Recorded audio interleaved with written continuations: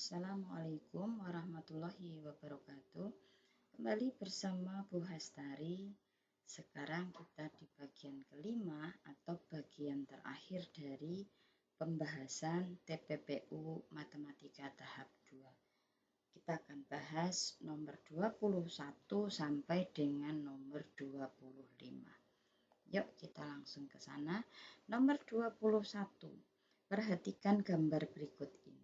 Berapa pasangan segitiga yang kongruen?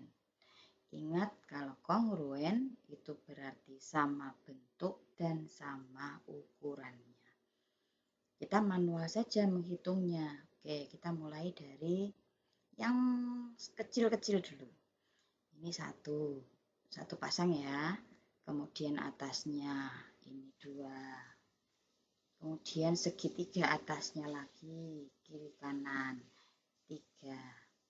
Ini yang satu segitiga kecil, ada 3. Ditambah, sekarang yang ada 2 segitiga digabung jadi 1. Ini, Buas coret pakai yang hijau ya. 1, kanan kiri. Kemudian atasnya. Atasnya ada 2, berarti tambah 2. Kemudian kita cari yang 3 segitiga digabung jadi 1.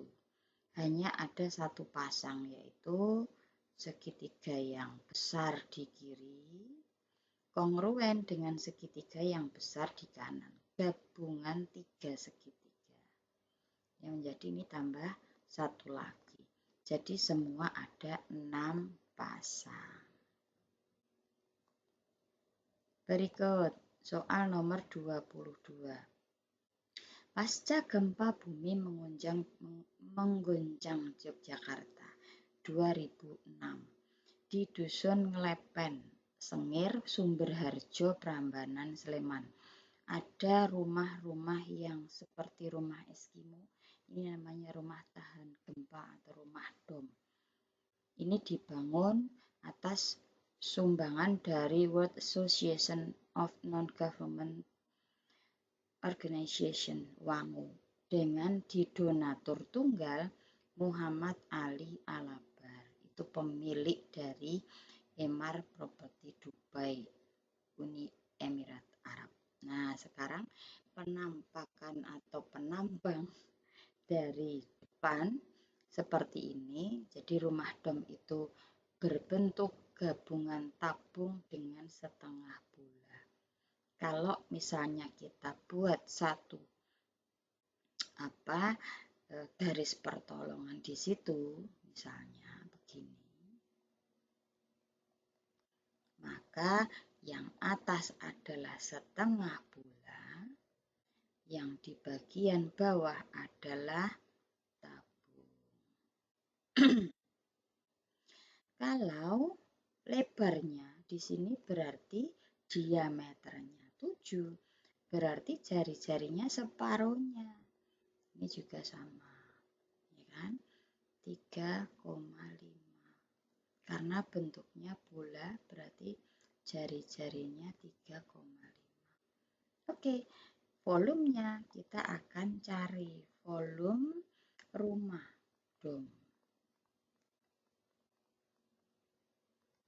Itu sama dengan volume setengah bola ditambah volume tabung. Oke. Volume setengah bola, kita akan menyederhanakan rumusnya dulu. Setengah kali 4/3 PR pangkat 3 ditambah volume tabung luas alasnya PR kuadrat kali T. Kita sederhanakan rumus dulu saja. Bagi 2. Berarti sama dengan di sini ada PR pangkat 3. Ini PR pangkat 2. Sehingga bisa dikelompokkan begini. Nah, PR kuadrat, kemudian di sini masih ada 2/3 R ditambah yang ini masih ada T. Oke, sekarang kita masukkan saja Pi, karena jari-jarinya di situ 7/2. Maka Pi-nya kita pakai 2/7 kali, boleh 7/2 begini boleh. Ya, 3,5 atau 7/2. Dikalikan 2/3 kali R-nya 7/2 ditambah, nah tingginya berapa? Tingginya itu berarti sisanya. Kalau keseluruhan 6, jari-jari 3,5, berarti tingginya tabung adalah 6 dikurangi 3,5. Sama dengan 2,5 atau 2,5. Masukkan sini 2,5. Oke, sekarang kita tinggal hitung saja. Kita bagi yang bisa dibagi. 22 dengan 2. 11. 7 dengan 7. 1. Oke, yang kanan juga 2 dengan 2 bisa dibagi. Sehingga kalau disederhanakan menjadi 11 kali 7, 7/2 dikalikan dengan 7/3 ditambah 2,5 sama dengan 38,5 dikalikan dengan 7 dibagi 3 itu 2,33 ditambah 2,5. Buat ke atas ya. Oke, sama dengan 38,5 ditambah 4,83 sehingga menjadi maaf, ini dikalikan ya. Dikalikan ini. Maaf. Kali seperti ini. 186,08. Satuannya apa? Sentimeter kubik. Ini jawaban soal nomor 22. Berikut soal nomor 23. Ada kap lampu.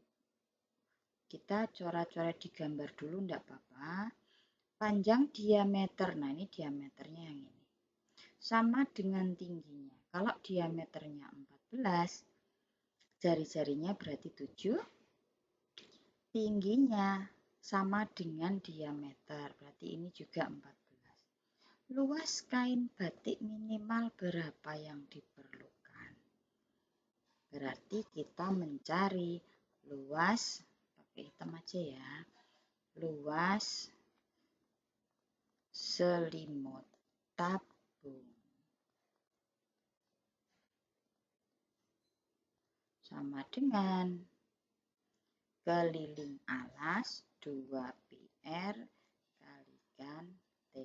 Kita tinggal masukkan 2 kali 2/7 kali jari-jarinya 7, tingginya 14. Mana yang bisa dibagi? Bagi 1 ya. 1. Maka ini tinggal 44 kali 14 sama dengan 616 cm persegi. Ini jawaban 23. Soal nomor 24. Diketahui diagram lingkaran hasil produksi hasil panen di suatu daerah dalam 1 tahun.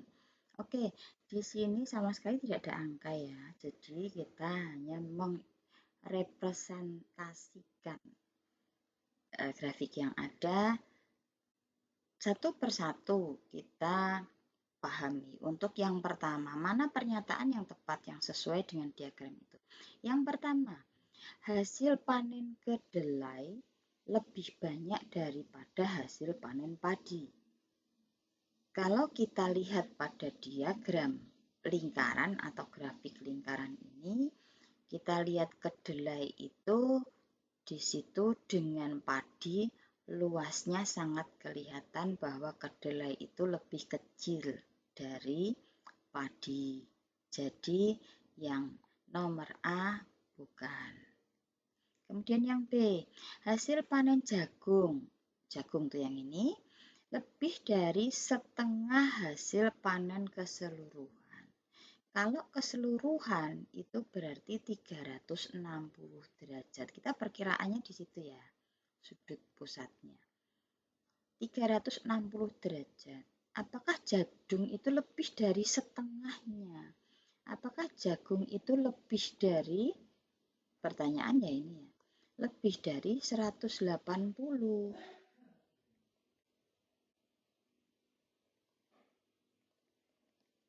Tidak, karena di sini dia sudutnya saja sudah lancip, berarti kurang dari 90. Ini juga tidak. Kemudian yang C, hasil panen kedelai lebih dari sepertiga hasil panen keseluruhan. Hasil panen kedelai ini, ya kan? Lebih dari sepertiga hasil panen keseluruhan. C. Hasil panen kedelai lebih dari sepertiga hasil panen keseluruhan. Kalau diperkirakan kedelai, coba kita sekarang buat satu garis pertolongan ya. Ini supaya kita bisa memperkirakan ke sana.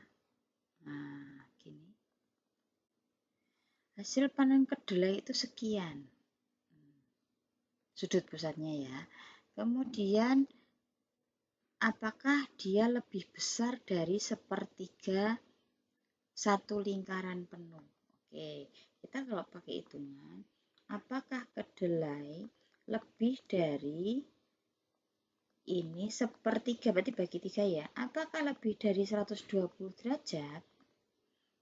Bisa dipastikankah kalau secara kasat mata ini sama dengan sepertiga dari 360 per 3 atau lebih dari 120. Jadi ini tidak bisa dikatakan lebih dari, tidak pasti. Karena apa? Tidak diketahui besar sudut pusatnya.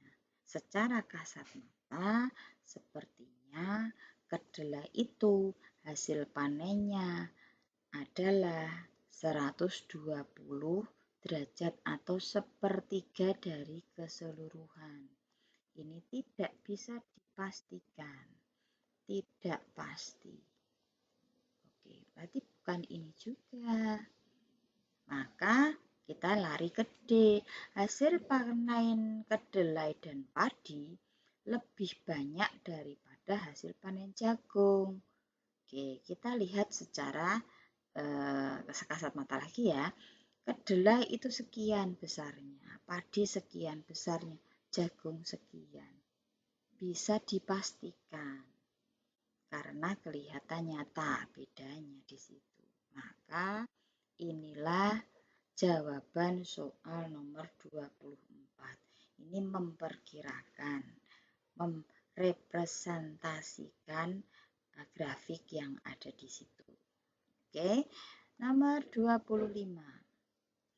Seorang pedagang martabak manis selalu menyediakan 20 loyang yang terdiri dari 10 loyang rasa coklat, 10 loyang rasa keju. Seorang pelanggan membeli 1 loyang. Pedagang tersebut kembali menambah 1 loyang sehingga perbandingannya selalu tetap 1:1. Seandainya datang pelanggan baru, berapa peluang pelanggan tersebut membeli martabak rasa coklat?